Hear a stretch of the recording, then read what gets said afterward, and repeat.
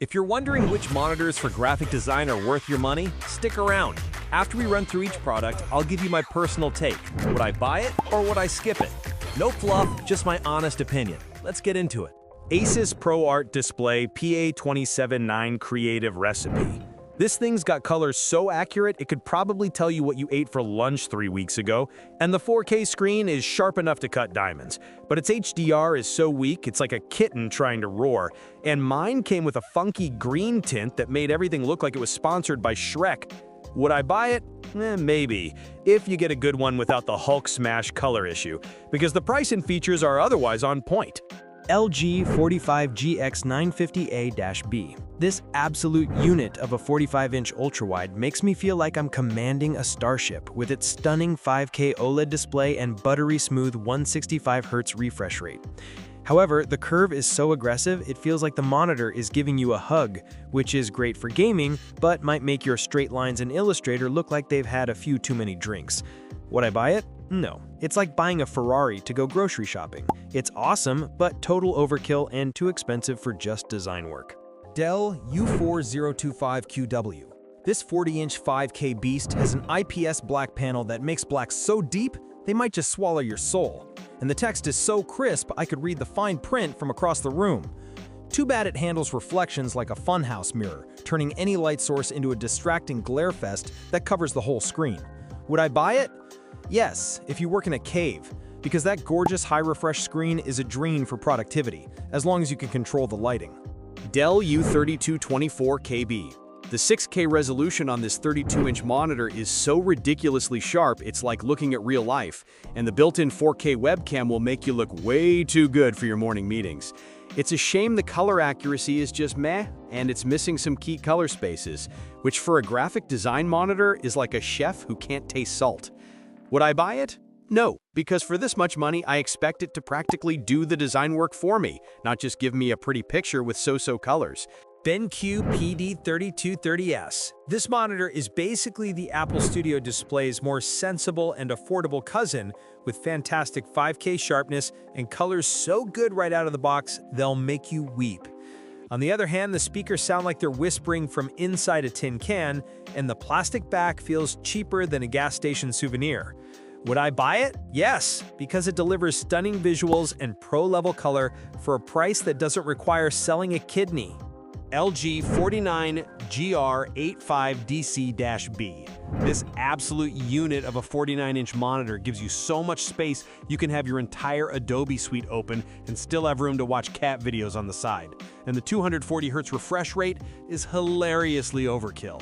However, the text clarity is pretty bad, making everything look a bit blurry, which for a designer is a cardinal sin. And the local dimming feature is so awful it creates blooming around bright objects. Would I buy it?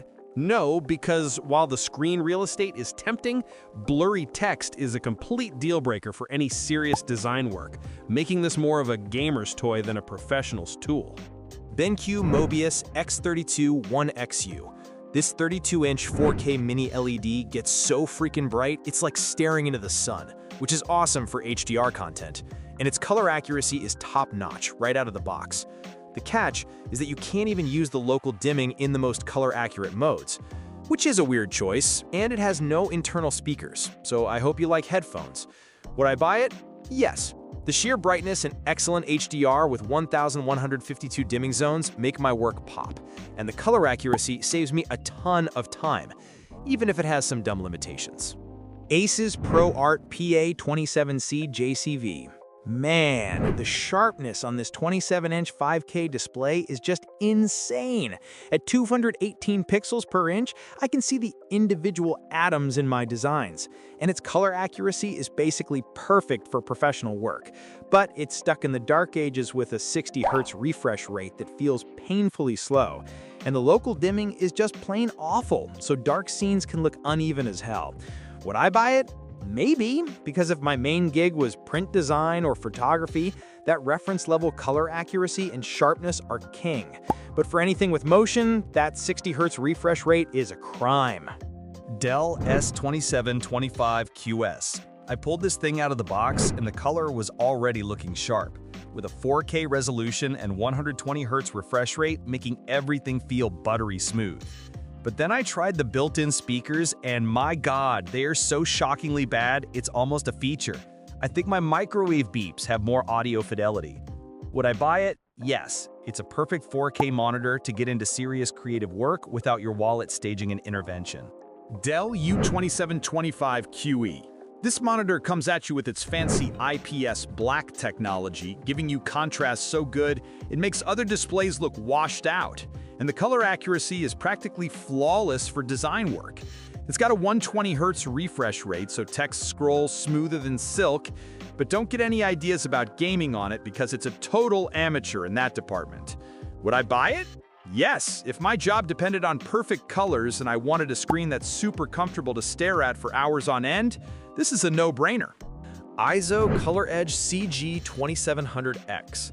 Okay, so the ISO CG2700X has picture quality so perfect it's almost intimidating, with flawless color and a built-in calibration sensor so I don't have to mess with third-party garbage software.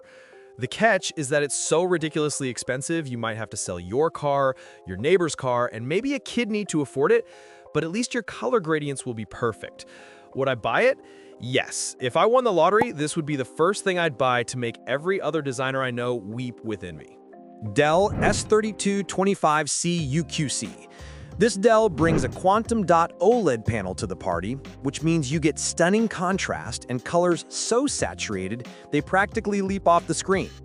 It also has speakers that are genuinely amazing, with spatial audio and actual power, which is something I thought was a myth in monitors. But for all that fancy picture tech, it's only got a 120Hz refresh rate and no gamma presets, which feels a bit like having a sports car that's stuck in second gear. Would I buy it? Maybe, if I wanted one screen for both design work and watching movies with sound that doesn't suck. This is a weirdly compelling all-in-one package. BenQ PD3225U. The BenQ PD3225U is a dream for designers, with fantastic color accuracy right out of the box and black so deep you'll wonder if it's secretly an OLED in disguise. It's clearly built for productivity, but its performance in games is just fine. And some of its coolest features are exclusive to Mac, which feels like a personal attack on me and my PC. Would I buy it? Yes, especially if I was a MacBook user. This thing is basically a professional-grade monitor that screams, "I'm a creative," without the insane price tag. Gigabyte Aorus Pho 27Q3. This thing is a gaming beast with its 360Hz refresh rate, which means your cursor will move smoother than a politician dodging a straight answer, and the QD OLED panel makes colors pop beautifully.